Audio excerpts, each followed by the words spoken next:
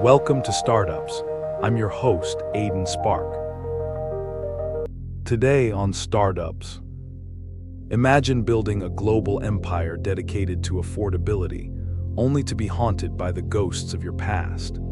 Today, we uncover the surprising contradiction of Ingvar Kamprad, the IKEA founder, and how a single chair sparked a revolution, but also nearly destroyed everything he built, and how this can help you find greatness in service. Picture an elderly man hunched over a simple wooden desk in a sparsely furnished room. Despite his billions, he drives a decades-old Volvo and flies economy class. The world's most successful furniture retailer lives like a monk. This is Ingvar Kamprad, founder of IKEA, and his story challenges everything you think you know about success, wealth, and leaving a legacy. The bitter Swedish winter of 1930, one howls outside a modest farmhouse in Småland. Inside, a 5-year-old boy carefully counts matches, packaging them into smaller bundles. Young Ingvar Kamprad isn't playing shop, he's running his first real business. While other children his age play with toys, he's already learned that buying matches in bulk and reselling them individually to neighbors brings a small profit. The harsh landscape of Småland shaped more than just Ingvar's childhood, it forged his character. In this unforgiving region, people didn't just survive, they had to innovate to thrive. Every resource was precious, every opportunity had to be maximized. When you understand this, you understand why IKEA's founder remained famously frugal, even after becoming one of the world's wealthiest individuals. Dyslexia marked Ingvar as different from an early age. In school, numbers danced across pages, refusing to stay still. But what others saw as a disability, he transformed into an advantage. Unable to remember product codes, he created IKEA's distinctive naming system, giving furniture Swedish names rather than numbers. Your greatest perceived weakness might just be the key to your most innovative solution. By 17, while Europe was still reeling from World War II, Ingvar formally founded IKEA. The name combined his initials, IK, with those of his family farm Elmtarid E and village Aganarid A. But this wasn't just clever branding. It was a statement. Everything he built would be rooted in his origins, his identity, his understanding of what ordinary people needed. Traditional furniture retailers operated on a simple principle: high margins, exclusive designs, and a focus on the wealthy. Ingvar saw something different. He saw millions of people living in small spaces, struggling to afford basic furniture. He saw young families starting out, dreaming of beautiful homes but constrained by tight budgets.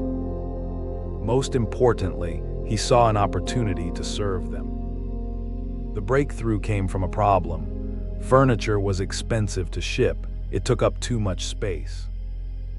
Damages during transport ate into already thin margins. One day, watching a worker remove a table's legs to fit it into a customer's car, Ingvar had his epiphany. What if furniture could be shipped in pieces and assembled by customers? The idea seemed absurd to industry veterans, who would want to build their own furniture. The furniture industry fought back hard. Suppliers were pressured not to work with IKEA. Trade fairs banned him. The establishment wanted this upstart crushed. But Ingvar had learned something vital in those early days selling matches. There's always another way. When Swedish manufacturers boycotted him, he looked to Poland behind the Iron Curtain. When competitors copied his designs, he made them better and cheaper. Every obstacle became a stepping stone. The flat pack revolution wasn't just about cheaper shipping. It fundamentally changed how people thought about furniture. By involving customers in assembly, IKEA created an emotional connection to the product. That bookshelf you built yourself means more than one delivered fully assembled. You've experienced this yourself, the pride in completing something with your own hands, even if the instructions sometimes felt like a puzzle. If you're enjoying startups, please like, subscribe, and scan the QR code for our free 7-day email course, Become an Innovation Engine. Steal exact frameworks of billion-dollar breakthroughs like Netflix and Tesla. Now, back to the episode. But success came with shadows. As IKEA grew into a global phenomenon, Ingvar's past caught up with him. His youthful association with far-right politics in Sweden during the 1940s surfaced. The man who had built an empire on inclusivity and accessibility faced accusations about his earlier beliefs. Rather than hide, he confronted his past, describing it as his greatest failure and a part of my life I bitterly regret. Your own past mistakes might not be on a global stage, but Ingvar's response offers a powerful lesson. He didn't deny or justify. He acknowledged, apologized, and worked to prove through actions that people can grow beyond their worst moments. Even as IKEA expanded across continents, Ingvar maintained his frugal ways. He flew economy class, drove an old Volvo, and often ate in IKEA's cafeterias. Some called it an act, but those who knew him understood this wasn't marketing. This was who he was.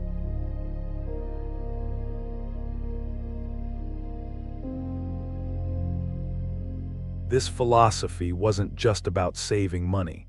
It was about understanding value. When you eliminate the unnecessary, you can focus on what truly matters.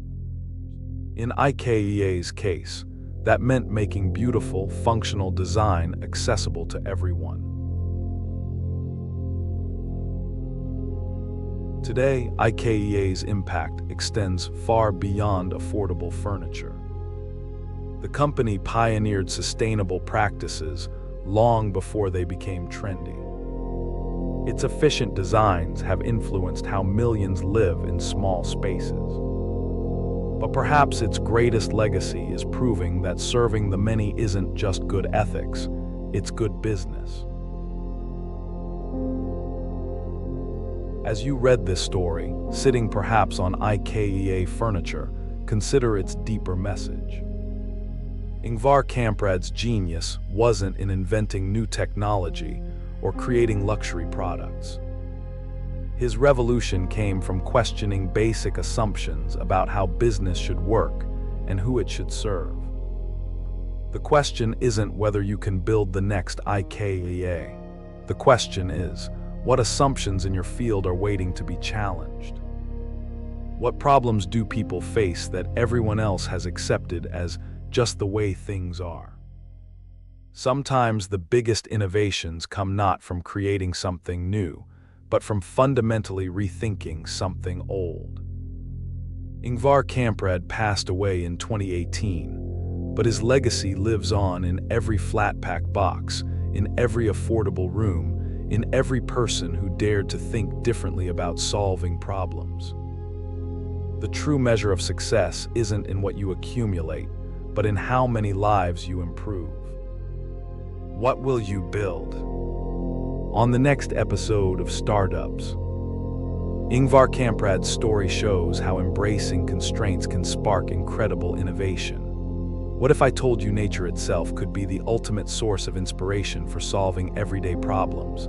This week, we're diving deeper into ingenuity, exploring how observing the world around us can lead to revolutionary breakthroughs. Imagine a world without zippers or buttons. Our next hero stumbled upon a simple, yet ingenious solution while on a hunting trip. Discover how a Swiss engineer's tenacity and a dog covered in burr, RS changed the way we fasten things forever. You won't want to miss this incredible story of perseverance and innovation against all odds. Please like, subscribe, and scan the QR code or follow the pinned link to get our free 7-day email course. Become an innovation engine. 7 days, $7 billion frameworks. Transform from idea person to startup innovator by learning the exact playbooks that built Netflix, Tesla, and SpaceX. Click the video that just popped up to watch the next one in this series. Or for episode summaries, behind-the-scenes info, and more, go to daily8.com/su. Thanks for watching.